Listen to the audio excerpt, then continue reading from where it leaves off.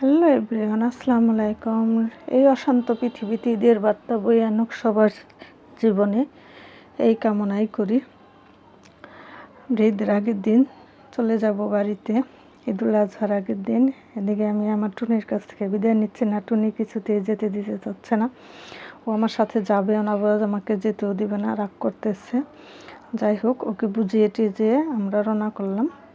আমি আর আমার জামাই রওনা করলাম বাড়ির উদ্দেশ্যে, কিন্তু আমার ছেলেরা যাবে না, ছেলেরা বাসায় থাকবে। এদিকে নাকি ওদের কাজ আছে, যেহেতু ওরা মাদ্রাসায় পড়ে, মাদ্রাসায় কিছু কাজ থাকে। তাই আমি আর আমার জামাই বেরিয়ে গেলাম আল্লাহর নাম নিয়ে। সবাই দোয়া করবেন। এই তো চলে যাইতেছি। এটা হচ্ছে গিয়া ঢাকা রিচা মহাসড়ক, গাবতলী হাটের পাশেই। ওই যে বিরাট গরু ছাগলের হাট দেখা যাচ্ছে, গাবতলীর হাট। মেন রোডের মধ্যে কিছু গরু আসতেছে যাইতেছে, দেখতে খুব ভালোই লাগতেছে। প্রতিটা পিকআপের মধ্যেই গরু দেখা যাচ্ছে, কেউ আনতেছে বিক্রি করার জন্য, কেউ কিনে নিয়ে যাইতেছে। আর আমার সামনে, হোন্ডার সামনে বসা আছে একটা হাম্বা। যাই হোক, আমরা যাচ্ছি। এটা হচ্ছে গা সাভার নামা বাজার দিয়ে আমি যাইতেছি, কারণ এদিকটা দিয়ে গেলে আমি আমার মায়ের সাথে একটু দেখা করে যাব। আমি ঈদের দিনে চলে আসব, সেজন্য আমি সাভার নামা বাজার দিয়ে ফুটনগর ব্রিজ পার হয়ে এখন আমি যাচ্ছি রূপনগরে। এটা হচ্ছে গিয়ে রূপনগরে এদিক দিয়ে ফুটনগর ব্রিজটা হওয়াতে এদিকের জমির মূল্য অনেকটাই বেড়ে গেছে। অনেক সুন্দর এই পরিবেশটা, আবাসিক এলাকার হয়ে গেছে। এদিক দিয়ে প্লট আকারে জমিগুলো বিক্রি হইতেছে। অনেক সস্তা ছিল জমিগুলো, এখন অনেক দাম হয়ে গেছে।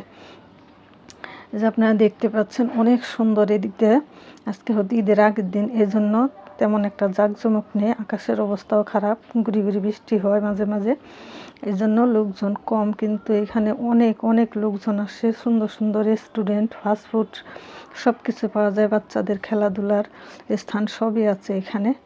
এদিক দিয়ে যাইতেছি, এদিক দিয়ে গেলে একটু গ্রাম্য পরিবেশ, অনেক ভালো লাগে। এদিকে আমি রোজা ছিলাম, মাগরিবের আজান দিয়ে দিচ্ছে আমার সাভার নামা বাজারেই। তাই ভাবলাম যে ওইখানে একটু পানি টানি খেয়ে, এখানে একটু জুস টুস কিছু খেয়ে তারপর বাড়ি গিয়ে ভাত খাবো, কারণ বাড়িটা এখান থেকে আমাদের খুব কাছেই। তাই ভাবলাম যে একটু জুসটা খেয়ে যাই এখান থেকে। এখানে জুসটা, লেমন জুসটা অনেক টেস্টি হয়। এখানে দেখতে পাচ্ছেন ঝুলন্ত রেস্টুরেন্ট, পানির উপরে ভাবা যায়, জানলা দিয়ে পানি দেখা যাচ্ছে। আর আমি এখানে বসে বসে জুস খাচ্ছি। এখানে আমি মাগরিবের নামাজটা রেস্টুরেন্টের ভিতরে আদায় করে নিয়েছি আলহামদুলিল্লাহ। এখানে জুসটা খেয়ে আমি চলে এলাম আমার মার বাড়িতে। অন্ধকার, সবাই ঘরের ভিতরে। এদিকে দেখতে পাচ্ছেন একদম অন্ধকার, আবার গুড়ি গুড়ি বৃষ্টি হইতেছে। ভাবলাম যে মার সাথে একটু দেখা করে যাই, আমি তো ঈদের দিনে চলে যাব রাত্রে। তাই মার সাথে একটু দেখা করে এখন আমি চলে যাব আমাদের বাড়িতে। কিন্তু আমাদের কুরবানির পশুটা দেখার সৌভাগ্য আমার হলো না, কারণ অনেক রাত হয়ে গেছে। কুরবানির পশুটা আমাদের বাড়িতে না, এটা যেখান থেকে কিনা হয়েছে ওইখানেই রাখা হয়েছে। তাই কুরবানির পশুটা দেখতে পারলাম না। এদিকে ঈদের দিন 12টা-1টার সময় ভিডিওটা বড় হয়ে যাব, তাই আমি খুব সকাল থেকে দেখালাম না। 12টা-1টার দিক দিয়ে আমাদের ফাইনালি বুড়ি এসেছে। গরুর বুড়িটা কিন্তু সবাই খুবই পছন্দ করেন, তাই আমরা দুই যা ছাদের উপরে বসে বসে বুড়ি পরিষ্কার করতেছি। পরিষ্কার করে দিচ্ছে, ফাইনালি একটু পরিষ্কার করতেছি আমরা। এদিকে কুরবানির মাংস চলে এসেছে 3টা-4টার দিক দিয়ে। যে কুরবানির মাংস দেখতে পাচ্ছেন আলহামদুলিল্লাহ, এক একটার মধ্যে হাড্ডি, মাংস গিলা, কলিজাগুলা সব আলাদা আলাদা করে এনেছে। আমরা শুধু এখন প্যাকেট করব, এবং যারে যা দেওয়ার জন্য ওগুলো প্যাকেট করতেছে আমার যা। আমার যাটা অসুস্থ, নাইলে কুরবানি যেখানে হয় আমাদের বাড়ি থেকে একটু দূরে, ওইখানে আমরা সবসময় যাই।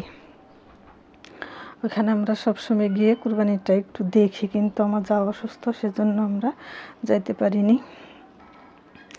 যে প্যাকেট করা হয়ে গেছে এগুলো আত্মীয় স্বজনের মাঝে বিলি করে দিব। আর এদিকে আমি এক পাতিল মাংস চুলায় বসিয়ে দিয়েছি রান্না করার জন্য। যে এগুলো আমরা কুরবানির মাংস রান্না করব। এখন আমরা কুরবানির মাংস রান্না করে খাবো, এবং বাকিটা প্যাকেট করে আমি নিয়ে আসব, কারণ ছেলে দুটা বাসায় রেখে গেছি। কিছুটা রান্না করে দিয়ে আসছে, তারপরেও খাবে না। ওর বোনের বাসা আছে এখানে, আমার বাসুরির মেয়ের বাসা এখানে, সে বাসায়ও যাবে কিনা সন্দেহ। বলছে ওইখানে যাওয়ার জন্য, তা হয়তো যায় নাই। আর এদিকে ইউটিউবে দেখছিলাম গরুর মাথার চামড়া নাকি খাওয়া যায়, সেজন্য আমি মাথার চামড়া আনিয়েছি। দেখা যাক, এগুলো যদি নিতে পারি তাহলে নেব, আর নয়তো ফেলে দেব। কিন্তু নিতে পারিনি, দুঃখিত। কষ্ট করে আনিয়েছিলাম কিন্তু সব ফেলে দিয়েছি। এদিকে রাত 12টা 1টার দিক দিয়ে আমি আবার রওনা দিলাম বাসার উদ্দেশ্যে। চলে আসলাম, যেহেতু ছেলেদেরকে বাসায় রেখে আসছি, এই জন্য 12টা 1টার দিক দিয়ে আবার চলে আসলাম। রাস্তা একদম ফাঁকা, আধা ঘন্টা সময় লাগছে আমার আসতে। সে আমি মাংস টাংস দুধ টুধ যা নিয়ে আসছি সব আমি এই যে ফ্রিজে রেখেছি সব কিছু। মাংসটা একটু গলে গলে গেছে, তারপরেও রাখছি। এদিকে ফোড়নটা নোংরা হয়ে গেছে। আর এদিকে দেখতে পাচ্ছেন আমি সব কিছু রেখে দিয়েছি। প্লিজ আমার সম্মানিত ভাই ও বোনেরা আমার চ্যানেলটাকে সাবস্ক্রাইব করুন, আমার সাথেই থাকুন। পাকা একটা কাঁঠাল, গাছ পাকা কাঁঠাল আমার যা দিয়ে দিল, বলল যে এটা নিয়ে যা। একটা কাঁঠালই নিয়ে আসছি, আনা যায় না, এত কিছু কি আনা যায় নাকি? এগুলো গুছায় টুছায় আনা, আবার বাসায় এনে গুছায় টুছায় রাখা অনেক কষ্ট। তাই ছেলেটাকে ভেঙছে। সারাদিন আমার বড় ছেলেটা ঘরেই ছিল, বের হয় না। নামাজ পড়ে এসে যে ঘরেই ছিল, মাদ্রাসায় যে একটু ঘুরান দিয়ে আবার চলে আসছে।